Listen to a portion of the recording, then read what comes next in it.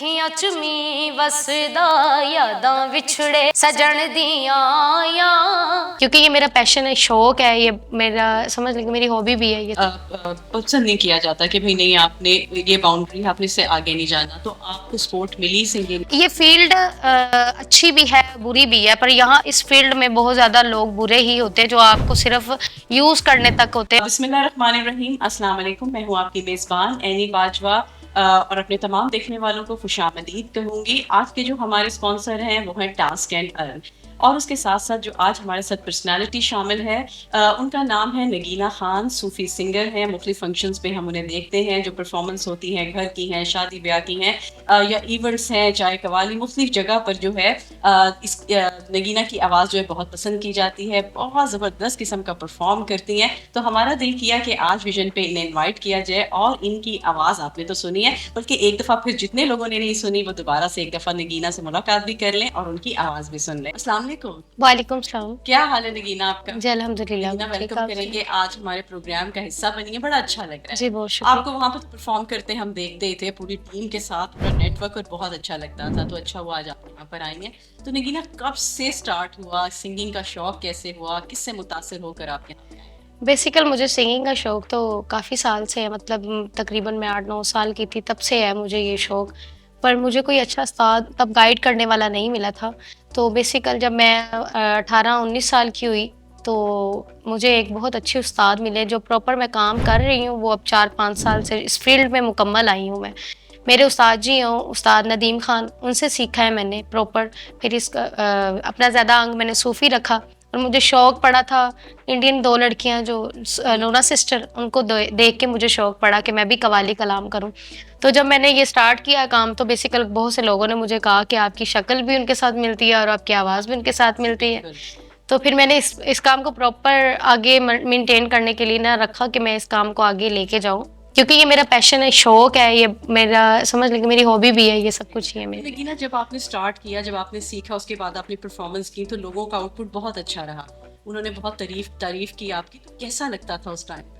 जी बहुत अच्छा लगता है जब लोग अप्रिशिएट करते हैं। देखिए टैलेंट किसी भी किस्म में है ना, तो अगर उसको अप्रिशिएट किया जाए तो उसमें बड़ी हौसला अफजाई होती है लोगों की। वो अच्छे से अच्छा काम करने की कोशिश करता है, फनकार सिर्फ हौसले का मुंतज़िर होता है। तो बस बहुत ज़्यादा अप्रिशिएट करते हैं लोग, पसंद भी करते हैं। और कुछ लोग ऐसे होते हैं कि सूफ़ी चीज़ों को, सूफ़ीज़्म को नहीं पसंद करते, तो वो कहते हैं मैडम आप कुछ गाना वगैरह प्ले कर दें। तो जो बेसिकल मेरी समझ में आने वाला गाना होता है वो मैं सुना देती हूँ। जैसे कि मैडम अज़रा जहाँ के बहुत अच्छे सॉन्ग, मैडम नूर जहाँ के बहुत अच्छे और सुलझे सॉन्ग जो फैमिली में गाए जाने वाले हों, तो वो सराइकी सॉन्ग आजकल ट्रेंडिंग पे चल रहे हैं, तो वो मैं गा देती हूँ बस। तो अभी क्या सुनाने लगी है नगीना? अब मैं आपको कुछ सूफीज़्म ही सुनाऊंगी, जैसे जो आप आपका दिल करेगा वो सुनाए। यादां विछड़े सजन दियां आया, अखियां चुमी वसदा यादां विछड़े सजन दियां आया, अखियां चुमी वसदा होशाला मुक जान, होशाला मुक जान जग तो जुदाइयां, अखियां चुमी वसदा यादां विछड़े सजन दियां आया, अखियां चुमी वसदा किसे दा यार ना परदेस जावे, विछोड़ा ना किसे दे पेश आवे, शाला मुक जान जग तो जुदाइयां, अखियां चुमी वसदा यादां विछड़े सजन दियां आया, अखियां चुमी वसदा ओ शाला यार नाराज न थीवे, ना थीवे ना थीवे, शाला यार नाराज न थीवे, हो जगदे रुसिया कुछ नहीं रुसना, मार जांदा है यार दा रुसना, ना थीवे शाला यार नाराज न थीवे, ना थीवे शाला यार नाराज न थीवे। दुख वैसी गल दा है याद खुश चलिए, रुस जाने वाले आयाती रुस चलिए, रुस जाने वाले आयाती रुस चलिए, साहां आखरी भी तेरे नावे लाइया, सावा आखरी भी तेरे नावे लाया, अखियां चुमी वसदा यादां बिछड़े सजन दियां आया, अखियां चुमी वसदा, अखियां चुमी वसदा, अखियां चुमी वसदा। जबरदस्त नगीना, बहुत खूबसूरत परफॉर्मेंस है। पहले भी सुनते थे, आज लाइव साथ बैठ के जो सुनना उसके क्या ही कहने। और यकीनन हमारे जितने भी देखने वाले होंगे उन्हें भी बहुत अच्छा लग रहा होगा और वाकई जो सूफीज़्म है वो उनमें नजर आता है। नगीना, आपको इसी तरह से गाने पसंद हैं कि वर्सटाइल, आपको कोई फिल्मी गाने भी पसंद हैं? मुझे बहुत ज़्यादा सूफ़ी गाना सूफी पसंद है गाना और मुझे उसी में रहना, और ये है कि आपको सूट भी करता बेसिकल मेरे पे वो सूट करता है। और मेरा जो वर्जन है ना गाने का सूफ़ी अंग, वो इस पे अच्छा लगता है, है। अच्छा लगता है। जब आप आई, जब आपकी परफॉर्मेंस पहले देखी, जब ऑफसेट भी बात करें तो एकदम से मैंने कहा आपको फलां फलां लोगों से आप बहुत ज़्यादा मिल रही हैं, बहुत मैच करती जी, आपने नूरा सिस्टर हाँ, के मुतल्लिक बिल्कुल बात मैंने की थी। बात की 2 थी। बहनें वो जो इंडियन कव्वाली करती हैं, कलाम ये है करती कि हैं। मैच बड़ा करता है आपका जो एक्सेंट है। बस तो नगीना, अभी भी जो है वो आप सीख रही हैं, मतलब जाती हैं, रियाज़ करती हैं? जी, हम सीखते हैं प्रॉपर, अभी सीख रही हूँ। अभी तो मैं बहुत मतलब डाउन हूँ इस चीज़ में। क्यों डाउन हूँ? क्योंकि ये चीज़ ऐसी है कि जो सीखने से भी नहीं आती। एक ऐसा इल्म है, एक ऐसा समंदर है, इसे जितना भी बंदा इसका रियाज़ करे बहुत कम है। और हम कोशिश करते हैं, मैं कोशिश यही करती हूँ कि अच्छे से अच्छा हो, ऑडियंस को पसंद आए, लोग अच्छा पसंद करें, हमें एप्रिशिएट करें। तो बस इसमें मेहनत होती है, काफ़ी रातों को जागना पड़ता है, नींदें हराम करनी पड़ती हैं। और जब आप गाती हैं समझे सब कुछ हलाल हो गया, जितने देखने वाले खुश हो जाते हैं। जी, ये पता लगता है कि मेहनत का सिला मिल मेहनत रहा का है। सिला मिला। जी। अच्छा, मुझे ये बताइए कि नगीना, कई दफ़ा ऐसा होता है एज़ अ सिंगर हम काम करते हैं, एज़ अ एक्टर करते हैं तो घर की तरफ से पसंद नहीं किया जाता कि भई नहीं, आपने ये बाउंड्री है, आपने इससे आगे नहीं जाना। तो आपको सपोर्ट मिली सिंगिंग में? मुझे शुरू से मेरे वालिदैन की भी बहुत सपोर्ट थी। मुझे मेरे अम्मी-अब्बू ने बहुत सपोर्ट किया है। मैं उनकी इकलौती बेटी थी, उन्होंने कहा आपका जो शौक है वो पूरा करो। उन्होंने बहुत इज़्ज़त से मुझे मतलब हर चीज़ में रखा। मेरा जो शौक था मैंने उसको पूरा किया। मैंने फर्स्ट ईयर में छोड़ा, स्टडी छोड़ दी और ये सिंगिंग का शौक पड़ गया। फिर मेरी शादी हो गई। माशाल्लाह एक बेटा है मेरा। तो अम्मी-अब्बू ने भी बहुत सपोर्ट की मुझे। और आगे से फिर ससुराल है, उन्होंने भी बहुत ज़्यादा सपोर्ट किया मुझे। वो सपोर्ट करते हैं, मेरे साथ आते-जाते हैं। इवेंट्स अटेंड करते हैं हम। तो वालिदैन की सपोर्ट बहुत है। फिर मेरे हस्बैंड तबला प्ले करते हैं, अच्छा। देवर हारमोनियम बजाता है। हमारा अपना ग्रुप है, फैमिली ग्रुप है, टीम है हमारी, टीम वर्क करते हैं। मुझे कोई इशू भी नहीं होता, कोई टेंशन भी नहीं होती।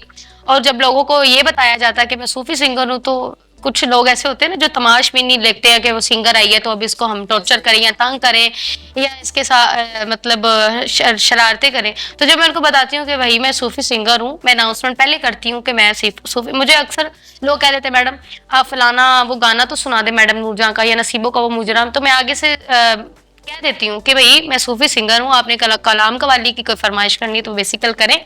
मैं गाने नहीं गाती, अगर मैं गाती भी हूँ तो मैं वो गाती हूँ जो सुलझे और फैमिली में गाने वाले हूँ। तो नगीना, जैसे आप परफॉर्म करते हो तो उसमें तो मुख्तलिफ तरह के लोग होते हैं, उसमें खवातीन भी हैं, उसमें मर्द हजरात भी हैं, काफ़ी कैटेगरी होती है। तो कई दफ़ा आप तंग भी पड़ती हैं कई लोगों से? हाँ, कुछ ऐसे हालात हो जाते हैं बेसिकल जब हम गाँव वगैरह के इवेंट्स अटेंड करते हैं, तो आपको पता है कि गाँव के लोग कैसे होते हैं।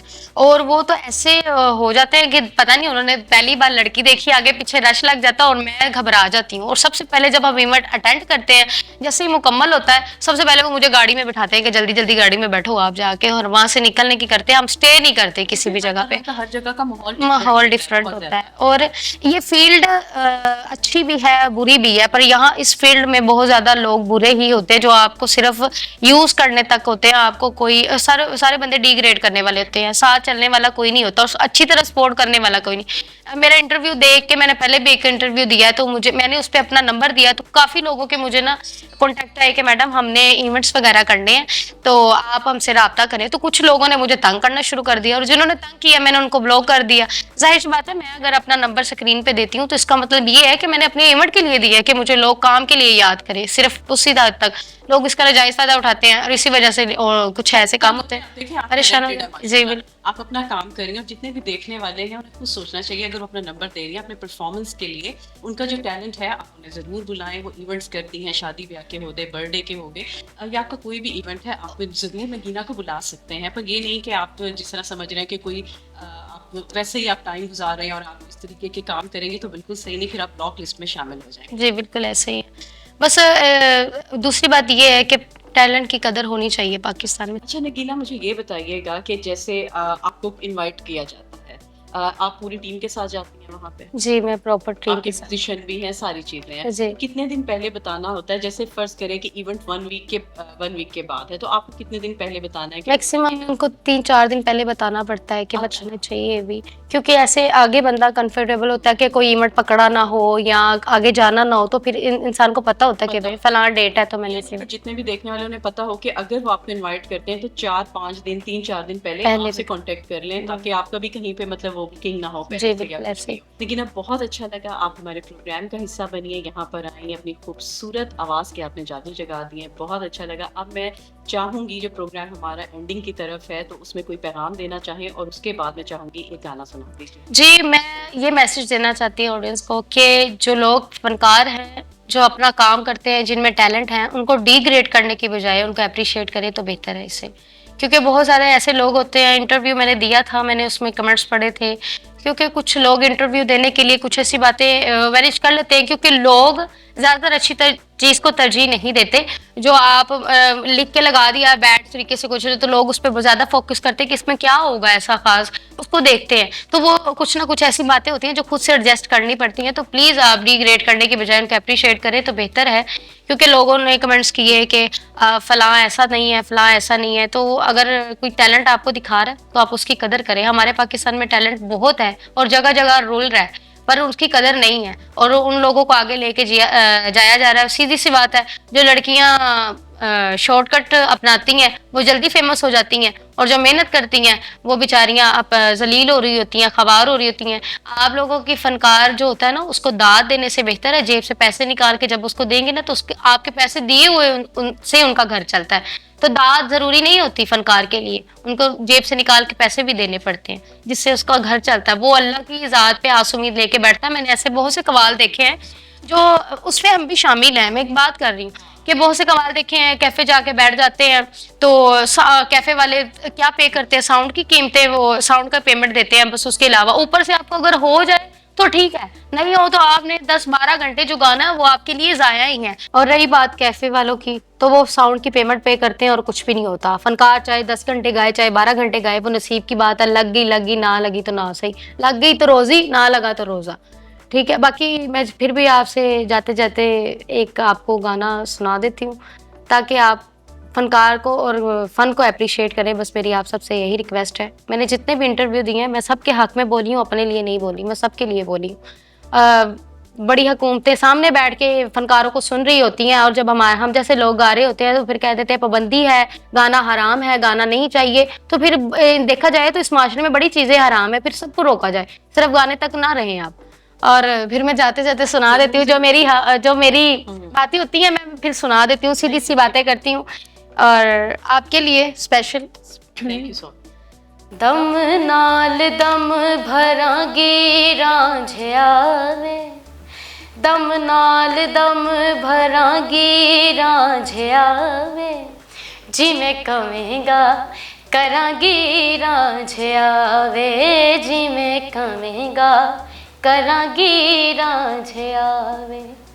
मुख मोड़ ना यार दा कम नाही, मुख मोड़ ना यार दा कम नाही, यारी तोड़ ना प्यार दा कम नाही, यारी तोड़ ना प्यार दा कम नाही, सिर कदमां ते धरांगी रांझिया वे, सिर कदमां ते धरांगी रांझिया वे, जिवें कवेंगा करांगी रांझिया वे, जिवें कवेंगा करांगी रांझिया वे, जिवें कवेंगा करांगी रांझिया। जी तो नाज़रीन, आपने नगीना को सुना, बहुत ही खूबसूरत गाती हैं, बहुत माशाल्लाह एक टैलेंट है और ये भी गॉड गिफ्टेड होता है कि इतनी खूबसूरत आवाज़ इन्हें मिली हुई है।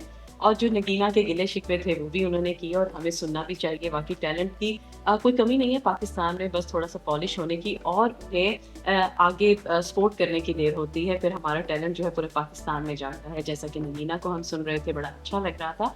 और इंशाल्लाह ताला दोबारा मिलेंगे एक नई पर्सनैलिटी के साथ। रखिएगा अपना ढेर सारा ख्याल।